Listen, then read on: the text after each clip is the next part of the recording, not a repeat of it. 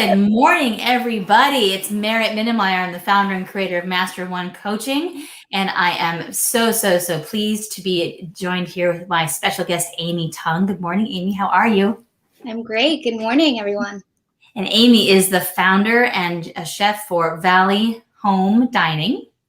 And I'm excited to hear for you to share more with our guests about all that entails. But before we get into your present day, I would love to hear a little bit more about your story. So I'm going to let you start off with that.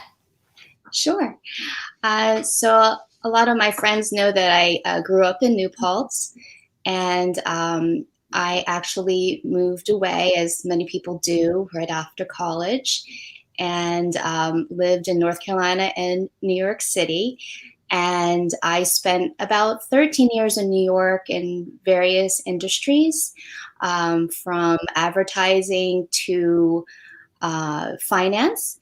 And during my time in a small family wealth management office in New York, I was there for 11 years. I met some beautiful people in the office. It was a close-knit office, less than 10 people. And we had the pleasure of dining out a lot, actually. So for lunches and for small events, which was lovely because the world's your oyster in New York City.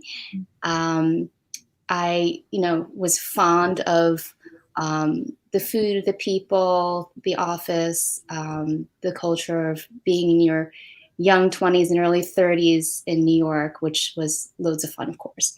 But when we had my son, it changed me, as it does many people, as becoming a mother. Was one of our priorities to, eventually move into a home, and we were living in the Lower East Side in an apartment for a while. And I think the pivoting point for us deciding to leave was when he was 10 and a half months old, and we thought we could survive in a one-bedroom apartment with a toddler, but he was literally running out of space at that age already. So we made our journey back to New Paltz when Edward was 15 months old. I think it was one of the best decisions that I made at the time, for him to be able to spend daily time with his grandparents. Both my parents at the time were alive, since the dad has passed, but his grandma, or who he calls Popo, has been in his life since then. Driving factor in his life and mine, of course. And I realized then that I wanted to have the flexibility. It was my, priority as a mother. And at that time, I thought it would be a great time to change careers. And while I was in New York, I had the privilege of being a culinary student at the Institute of Culinary Education. And I did their nighttime school there, which was kind of fun, after work several times a week, and fell in love with the culinary world. And I knew that, once we moved back up, that would be a perfect time to change my career. And so what I did was I actually went around to a bunch of different catering places and even restaurants asking if they would like to hire me. And it was daunting because I had never really set foot in a restaurant before, other than doing some trailing in New York. And that culture in the restaurants is pretty crazy. Yeah. And it's a whole nother lifestyle altogether. So I was happy to come to New Paltz and try on a smaller scale. It's the same type of restaurant culture, but a little less crazy, I think.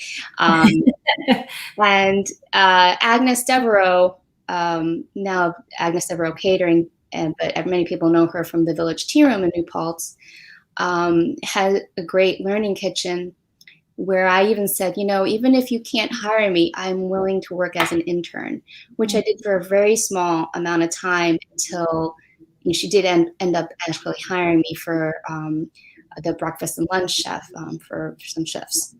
Mhm. And I got to see from her, I consider her one of my big mentors, the makings of the kitchen and what it takes to run a business, and especially a restaurant. And she also was involved in and still is in catering. And I got to go out and help in the kitchen tents there.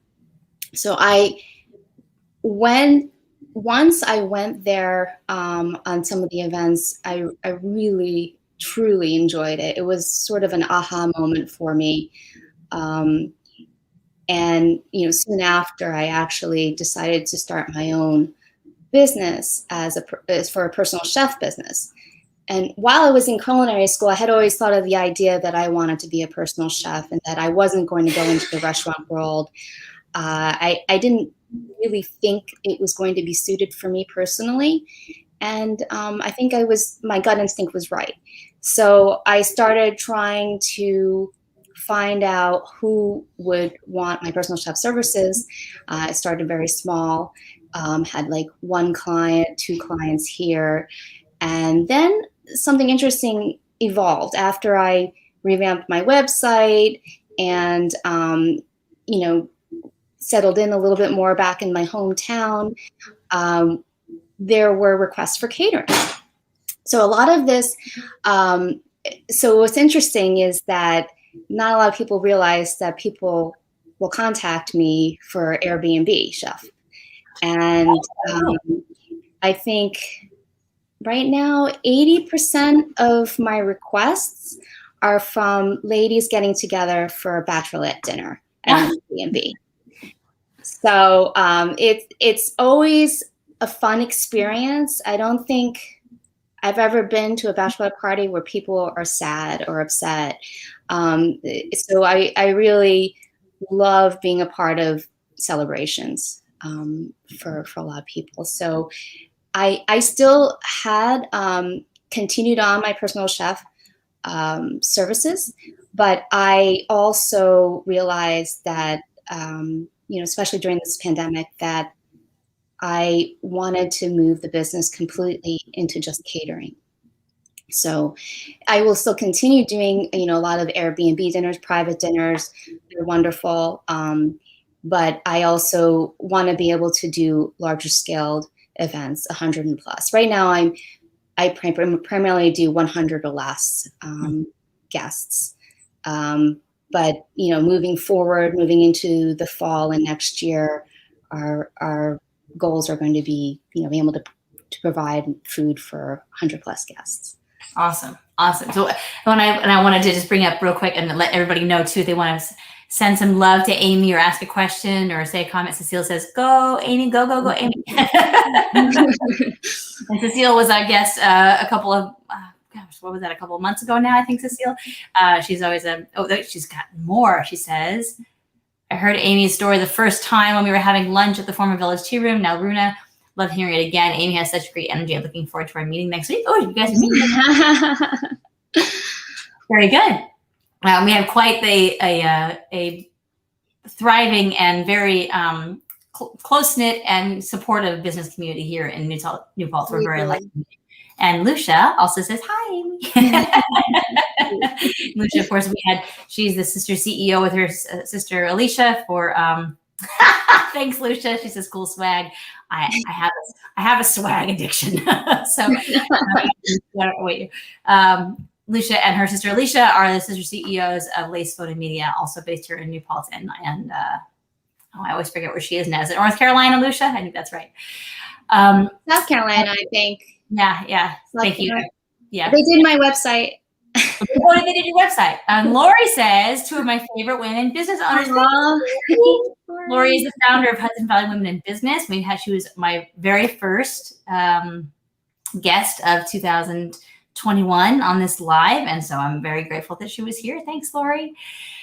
Okay. Thanks for all the support, everybody. This is wonderful. So, and Amy, there's so much in your story that I just love. And you shared some with me before we went live through a little bit of your bio and this image that you created. Well, let me go through a couple of things. One is that I really appreciate how you laid out how you started out in one industry and as much, you appreciated so much about that industry, about that experience. It wasn't like you were, really traumatized or anything by it. Maybe you were, but you didn't talk about that. You talk about the gratitude you have for it. And you actually mentioned that through that you were like, I had a lot of dining out experience. So that was sort of like this kind of ancillary connection that you started making, like, oh, this is fun. This is part of, like, could be a interesting thing to pursue. What was the moment where you said, oh, I want to go to culinary school? Because it sounds like that was a transition that was really key. What prompted that? Do you mind me asking that question? Sure, no, that's no problem. I don't know, it was a combination of things, really. I had thought about being 11 years in my last job. They were wonderful people to work with. I would consider, for me, a cushy job because, you show up, do your work, and then sometimes, you're on the internet, you're, grabbing a coffee. It's definitely, 360 degrees from where I am, but 180 degrees, I should say, from where I am now. I knew that I wasn't going to sustain working where I was until I retired. Mm-hmm. I knew that there has to be more for me out there.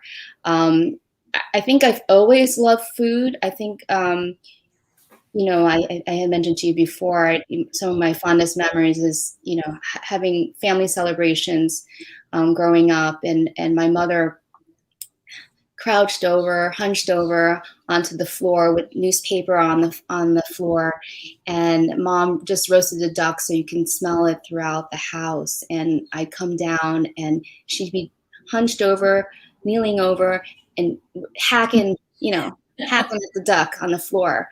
And I would just kind of hover, and she would, throw me a scrap, kind of like waiting for her. Sometimes I didn't make it on the plate. So those were all great memories. But going back to my office job, I realized that there are so many other beautiful things I could be experiencing. And I knew that I wanted to do something more creative. I have a big creative background, growing up doing piano and ballet. And, just being immersed in that, something I'm grateful for from my parents, because the way my parents grew up were very modest. My mom grew up as a farmer in Taiwan, and my dad more in the city area, but with very small beginnings. And they both immigrated here to find a better life for themselves, to get a higher education. They both came here to the States for their master's degrees. And that in its own right is amazing. And my mom helping whichever family members wanted to come up here and helps sponsor them to get into the United States. So, being first generation here, I always had these dreams too, the big American dream. You think about it, it's still there. You just, you got to navigate yourself to it.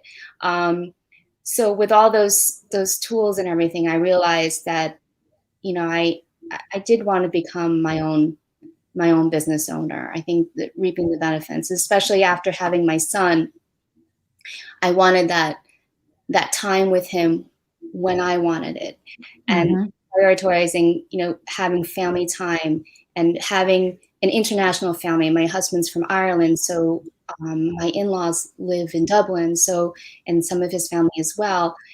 Having the flexibility was going to be really important to me, and finding a culinary and creative outlet was really important. So I think it was a combination of different things that happened at once for me.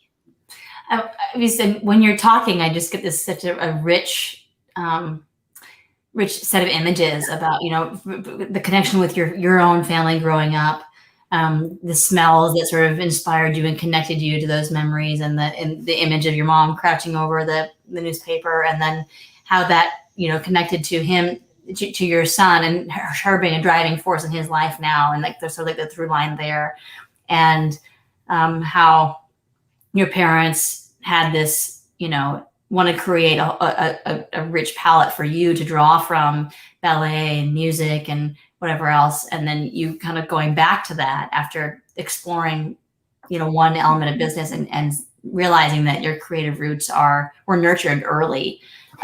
They definitely were. And it's funny because I think also as a first generation American here, my parents instilled such a work ethic on us that and there's this huge thing in the Asian culture about being studious and successful, and you have degrees and blah, blah, blah, but we can tear that down a little bit. And I think obviously happiness is the most important. And so many people are understanding that, especially over this past year and a half we've all been through.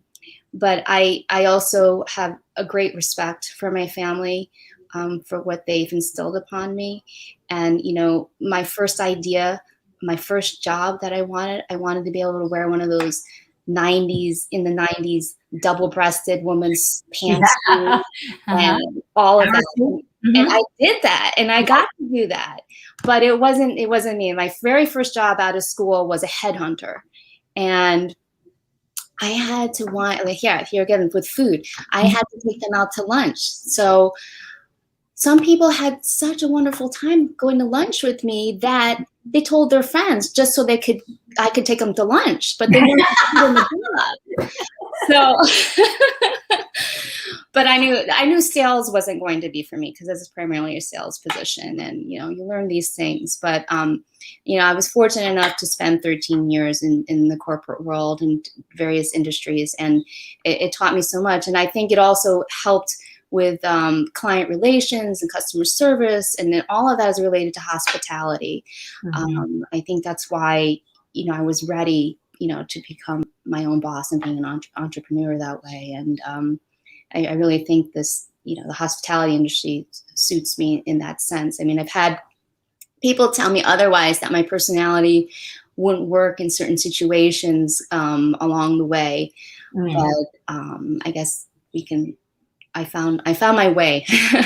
Yeah. Well, you said something really poignant just a couple of minutes ago too. I mean, many things. But one thing you said was the dream is there, right? And we just navigate ourselves to it. So if we can, or navigate it to us, right? I guess too. Like, and I so appreciate how you are.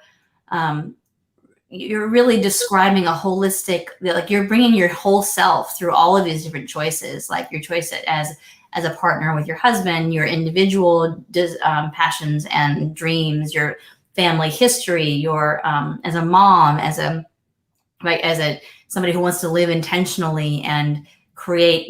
You said I want to spend time with my son when I want to, not when somebody else tells me it's okay. Yeah, there's so much intentionality and so much grace in how you're describing it too, which I think is one of the things that people really gravitate towards you, because you do bring your whole heart. And I mean, I knew that from I don't know each other that well, but every time I come into contact with you, I'm like, oh my God, her food is amazing. She's such a beautiful presence. There's an energy that you bring to everything that you do that I've experienced with you anyway, that is just so just absolutely lovely and delightful. And Lucia says, Amy is incredibly talented. She has catered several events that I have attended, and her food is outstanding. I would agree, Lucia. Thanks, Lucia. So I want to turn our attention a little bit more to this idea of the impact that you have, to that intentionality you have out into the world through your business or through how you kind of walk through your life.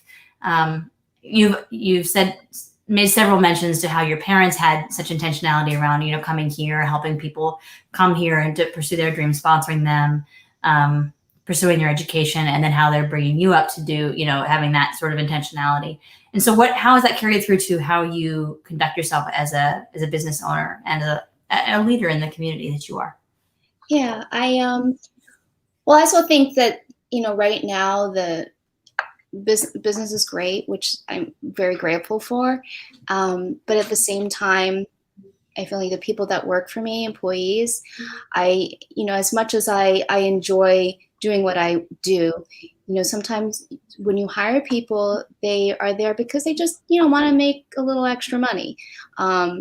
But for me, I really try to hire people that I guess instinctively, I know if they are a good egg, as my husband would say. Mm-hmm.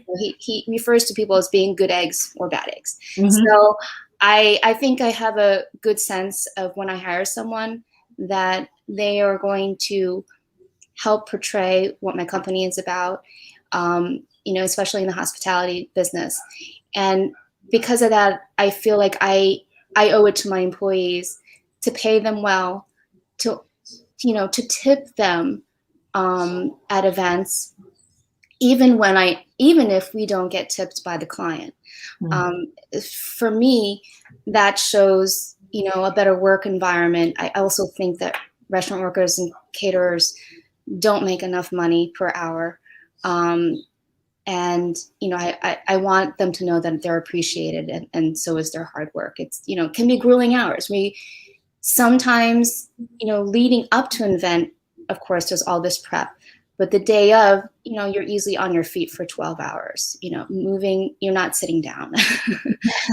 So and then of course they're dealing with the public and the clients and putting themselves at risk at this day and age too. Yeah. So all of that. And so obviously I feel grateful to be surrounded by people that will work as hard as I do and will represent for what my company is about. Yeah.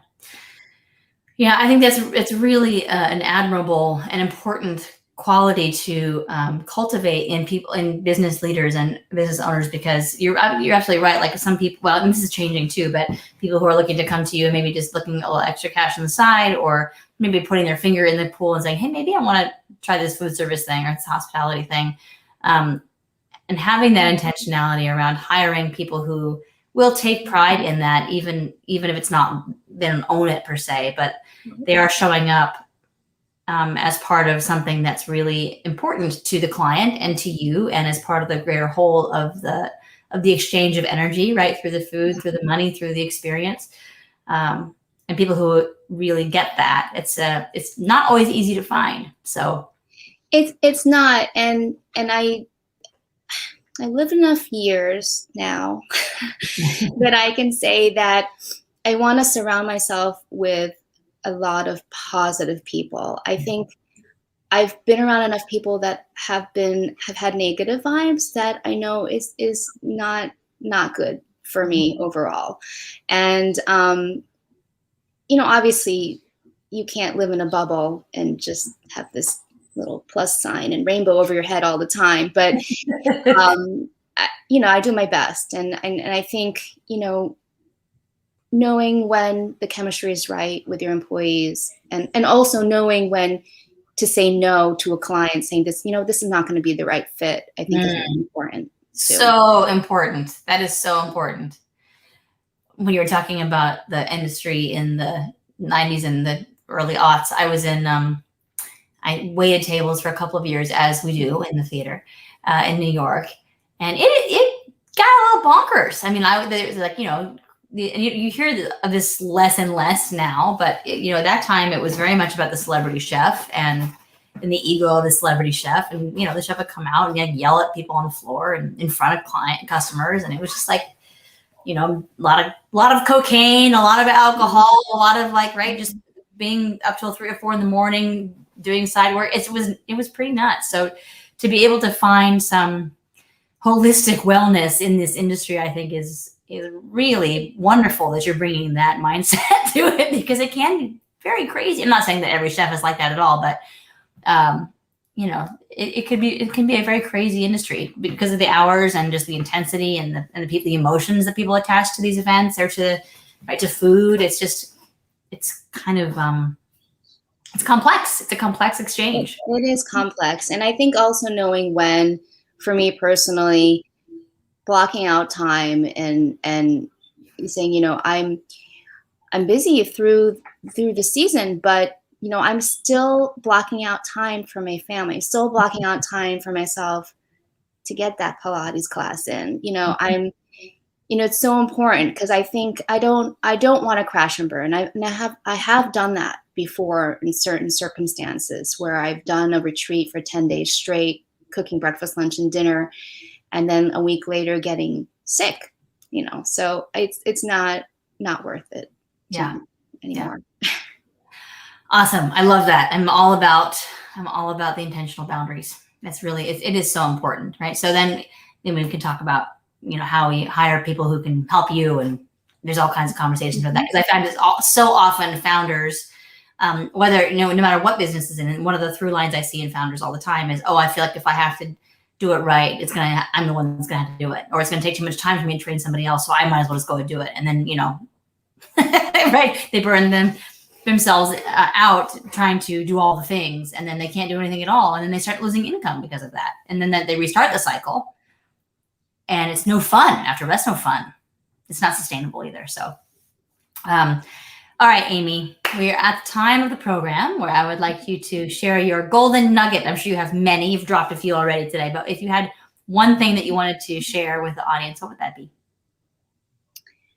I've had a few friends who recently, I think, have regrouped and have decided they wanted to go into business themselves. Mm-hmm. And I guess one of the things I want to put out there is that it's one thing that I sort of live by now, and just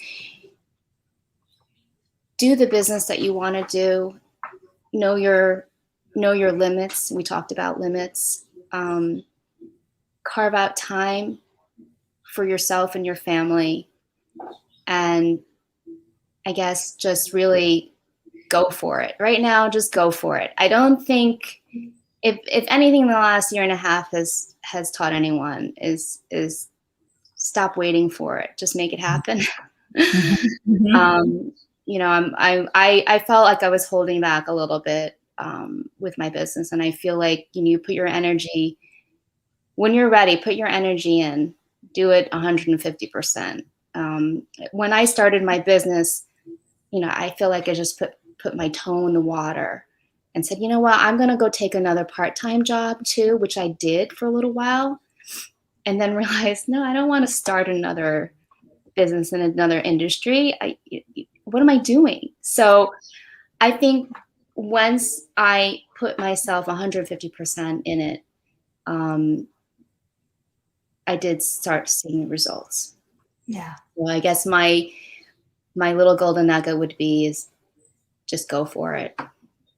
And it sounds like it's not 150% like in terms of your schedule or your like not frenetic like energy. No. Right. You're talking about focus, right? You're like, yeah. I'm going to commit. I'm making 150%, 1,000, whatever it is, to committing to this endeavor, and I'm going to do it in the way that makes sense for me. That I'm going to do it along the lines of my values, with my intentions clear, right? And then exactly, yeah. Because it doesn't have to be frenetic, right? It just needs to be clearly focused and committed. Right. Yeah. Is it obvious? From an outsider looking in, I didn't realize I wasn't doing that from the beginning. If you're unsure, there's a lot of uncertainty. Oh, well, what if I need this extra income, or this and that, or maybe I should be doing this just in case, so it's, getting over that hurdle. Yeah. Awesome. Well, thank you so much. I really appreciate it. So how can people get a hold of you if they want to come to the area and have an amazing event, small or large? You're looking for larger events now, but how can they get a hold of you? Sure. I'm on Instagram and Facebook at Valley Home Dining. Yep.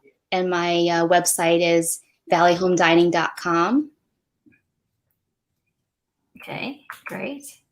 And a lot of people find me up just on Google. They put in personal chef or caterer in my area.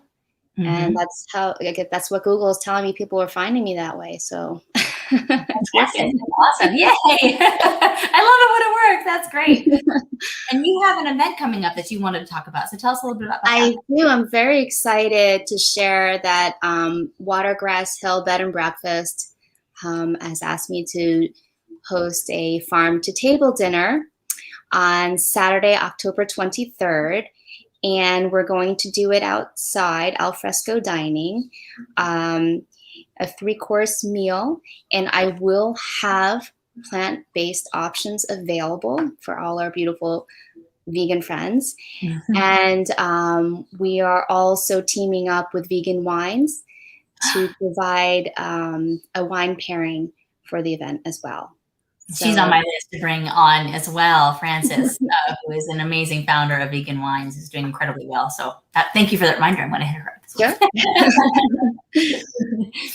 Fantastic. Awesome. Well, thank you so much, Amy. It's been such a pleasure having you and hearing your story. And I want to say again, I'm so moved by the way you have integrated your whole self into your work and you are really showing up as a whole person, which I think is a lot of people really struggle with. And I think especially because those of us who were trained early to wear the power suit, right? And just like go out and like work is work and home is home. And, you leave your stuff at the door, and you have made an intentional choice, or several choices, many choices over the years in your experience to integrate all the elements of your values and your priorities into what you're doing. I think and it shows in the quality of your work. It shows in how you show up energetically and physically in a space on the live here. It's such a pleasure to know you. And